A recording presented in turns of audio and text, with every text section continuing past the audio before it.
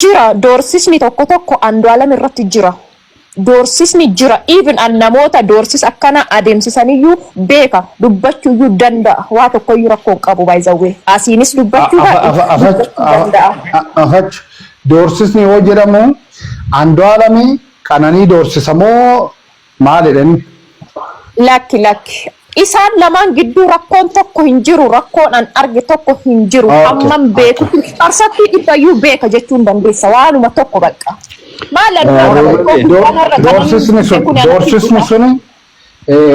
Doorsisni suni Andu'aalam irratti jechaadha. Andu'aalam irratti siyaasa wal qabateeti moo jaalalaan wal qabatee? Mootummaa iddoo al tokko model al tokko.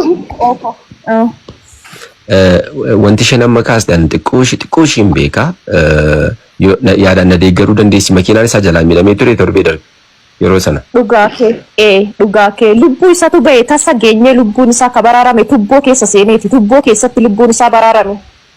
Meeshaa isaa irraa fudhatanii shiratu jira kana hunda waan kana hunda maal ibsitan? Abbaa koollee yoo barbaade guyyaa wajjin waa hunda sitti maali? Intala kanas boruu dhabuun barbaannu mee dubbii karaa mootummaa kana xiqqoo Oromoo osoo keessa waa laalle. Gara mootummaa miti amma mootummaa ta'ee nama mootummaa miti luuk aangoo da'oo godhatanii namoota dhuunfaati hinaaffaadha siigalee namoota dhuunfaati namoota qindeessanii tarkaanfatan beekaani. Maal goota beektaa keessan naqonnami san booda namoonni akkasii kun akkamitti akka likkii galani nutu hojjetaa jechaadha. Isin informationii qofa nu kennuudha. Roobale kanti biraamtoon waan akkuma kanarratti waan hin jedhin akkana kana sana jedhina dubbisii bilbila kee ergii fi bode. Amma matala bilbila kee naaf anarratti kinoo Oromoo tokko kan jedhu hosti irratti ergi. Tiiferda lammaffaa dammoo ani itti gaafatamtu mirga model waan tokko wanni na sobaachis tokko illee jiru kun hojii kan kooti even ani kana dura ol baaseetiin isumallee fuulduratti wanti akkanaa kun akka deemamu hin qabne dhaabsisuu akka danda'u jireenya keetiif gaariin ta'u tokko wanti inni wanta kan ol baasuu dideef iyyuu anaafillee ta'uu danda'a sii galee jira.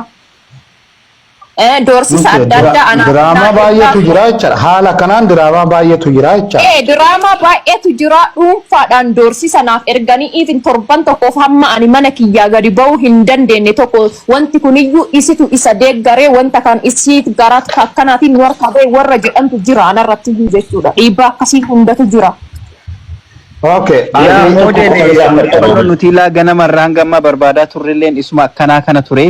Namuma akka keetii kana itti dhiheenyaan waa'ee isaanii sirriitti beeku ture kan barbaadaa turre amma kun oduu qabatamaati waan qabatamaati wanni ammatti nuuf sirriitti heerti kun jechuudha.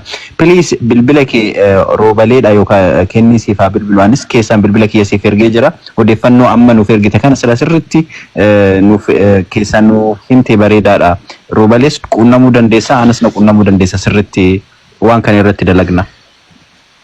Elias model kallattii biraadha waan tokko si gaafachuun barbaada naatto siifin isa modeli ati mana lubbushii rabbi toora qulqullootaa dhaabu egaa maqaa ishee yeroo hunda kaasuun hin oolu Andu'aalam akka lubbushiitti jaalatti Andu'aalam biraa dhabamuu ishiitiin Andu'aalam waan gargaartutti fakkaata of miidhuu ishiitiin Andu'aalam gargaarti erga isaa dhiphatti ta'e akkas gooti jettee yaadda.